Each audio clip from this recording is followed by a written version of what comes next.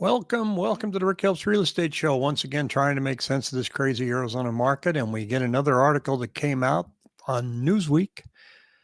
And it says that Phoenix housing market faces mass sell-off as home values plunge, I tell you. And it says here that after the dust settled on the pandemic buying frenzy, which massively inflated home prices in the city, property values in Phoenix are collapsing. Now, I always like to look at the headline, and we're going to drill into the details.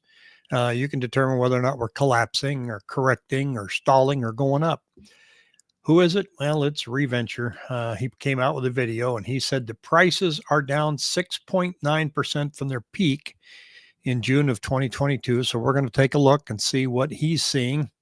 The market is trending down and trending down fast, he said on a recent YouTube video.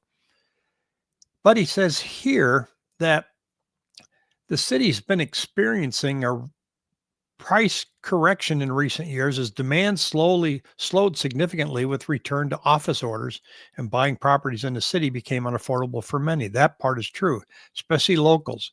But it says there's a massive sell-off occurring as pandemic investors and snowbirds sell out.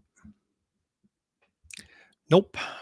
In other words, it's referring to investors and Canadians. Let's take a look at the Canadian numbers for just a moment. We got this from the Cromford Report because, and you saw a video that I had saying, Canadians are panic selling, and the number's not as big as you think it is, folks. Right here, if I take a look, pull this up my magnifying glass, this is the number of listings that we have on the Canadian tax address.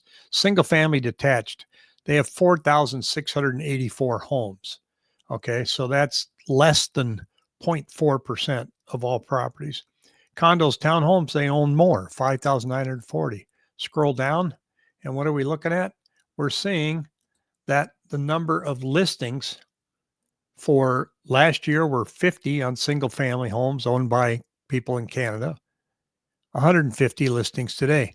Folks, that's not going to crash the market. Condo townhomes, last year they listed 29, this year 148. Those are not alarming numbers that are going to alter the market. I mean, if we're in a market where 150 homes is going to wildly predict or wildly change the prices of our average sales price here, wow, you'd be in a really small town, not Phoenix. Now, the other thing I want to look at here, this is year over year percentage change in list pricing.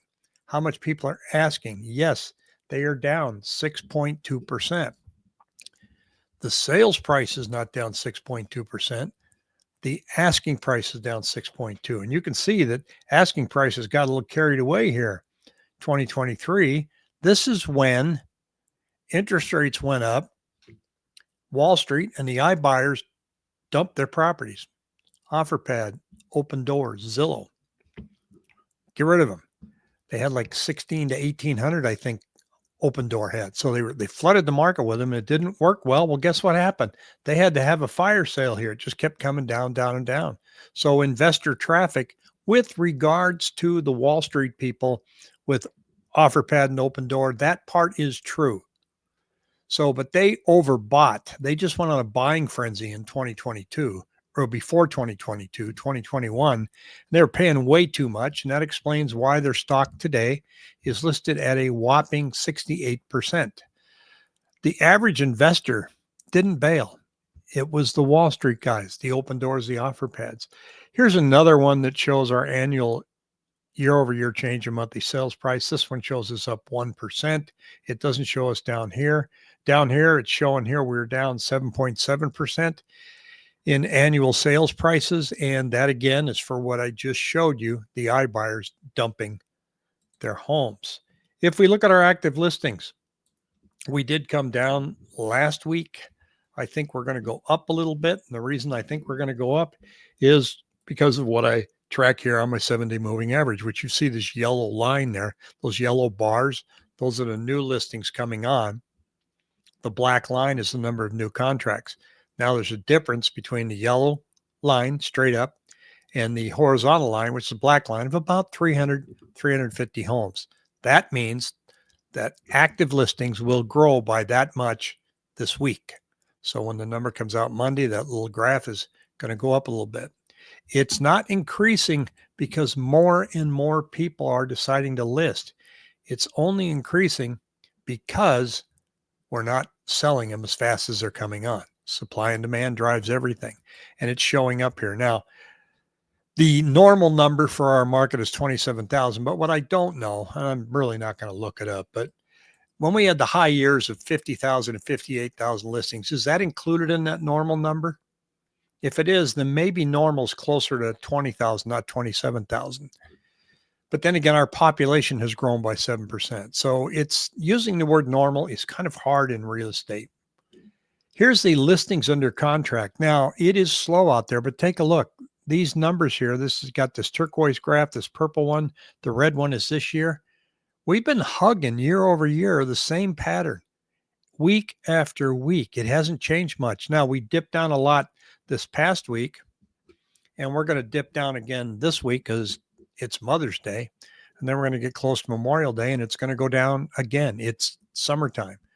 And summertime in Phoenix, the high-end market really takes a hit. The rest of the market slows down with the exception of areas where there's a lot of schools, because our schools start here in the middle of July, end of July. So people like to move before that happens.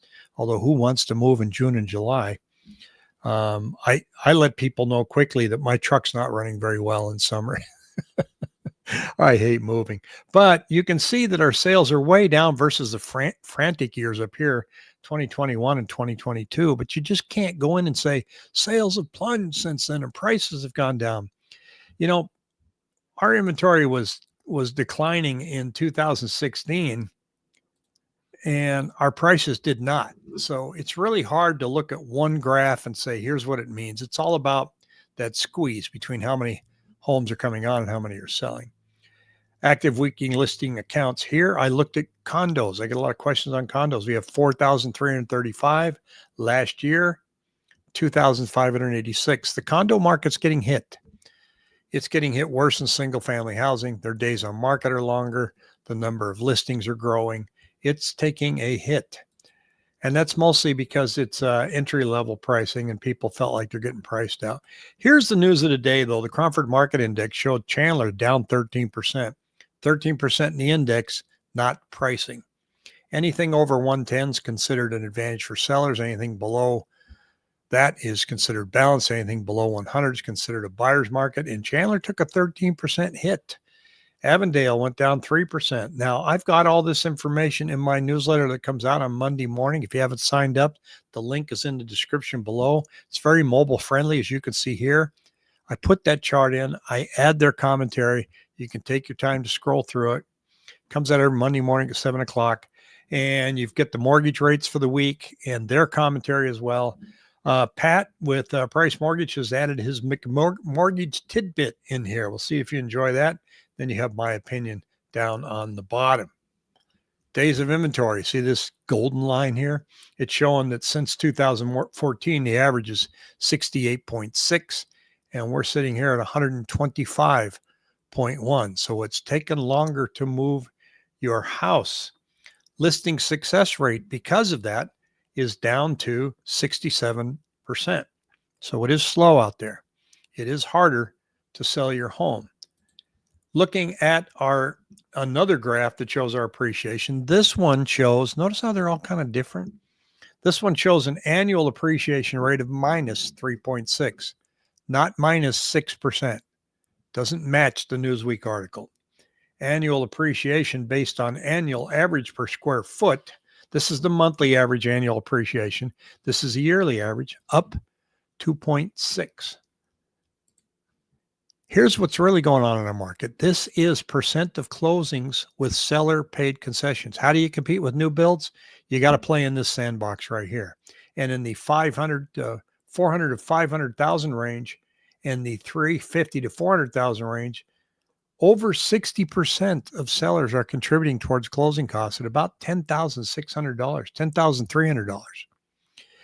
You're not seeing a lot of that in the over 1 million because a lot of those, believe it or not, are cash. But this is where the sales are being made. In other words, sellers, if you're listing, be prepared. Your buyer is going to ask for closing cost assistance, either with a rate buy down or just helping them with their closing costs. Now, new builds are offering everything, rate buy downs, closing cost assistance, upgrades, rebates, but they're holding on tight to their base price. So trying to get that base price pulled down, you may get them to wiggle a little bit, but that's the last thing they want to let go of. They'd rather give you the sun, moon, and the stars with everything else, but getting that base price down, you can maybe get it down 5, 10, 15, but man, anything over that, they're gonna fold their arms. They don't want to do it because if they do that, they're going to end up lowering the price for all the other homes that are in development. So just be prepared when you're writing offers for new builds that they're going to hang on to that very, very closely. So it doesn't mean that you can't ask. You can see where they come out. So where they come back at. I mean, I had one a couple of years ago. The guy wanted to offer 40,000 less, and they came down 5. So they just don't. I mean, they had 6 homes under contract the weekend I was there, and I tried to explain to them they're not going to budge on that base price. Let's see what else we can get. But we'll try it. We'll write it, see what happens. And they only went down 5, and the development sold out. So how do you compete with new builds? Well, if you got a swimming pool, you're a step ahead. Pools are very expensive to put in now. Your swimming pool is done. Your backyard is landscaped very nice. In fact, it is landscaped, whereas new builds are not. Their lots are smaller. Yours is probably considerably bigger. You already have window finishes in your house, shutters, blinds. And so it's very competitive, but you'll have to start contributing towards closing costs to be able to compete with them because that's what buyers are expecting. So it is a different market. Right as of now, it is slow. It's slower than slow, but was slow last year and it was slow the year before that. Is it crashing? Not yet. Are prices coming down? Yes, they are, but they're not falling off a cliff. So it's kind of a game of chicken now between sellers and buyers. Buyers are like, I'm going to wait because when prices start coming down, that makes buyers wait. Same with interest rates. When interest rates start coming down, buyers wait. Why? Well, because they think they're going to come down some more. My dad was a realtor for a long time. He's a broker. And he said, I sold more houses when interest rates are going up than I ever did. And they were going down for that very reason. When they're going up, people panic. Better get in and buy now before they get too high. When they're starting to go down, which they aren't yet, you watch. When they start to go down, I think the buyer traffic is going to go, it's going to be a lot better 3 months from now. I'm going to wait this one out. It's just the psychology of buying and selling. Affordability is still out of reach for many, many buyers, and that's hurting us. And I don't know how that's going to shake out. We're just going to have to watch it. If you have any questions, shoot me an email at rick@rickhelps.com. Thanks for watching.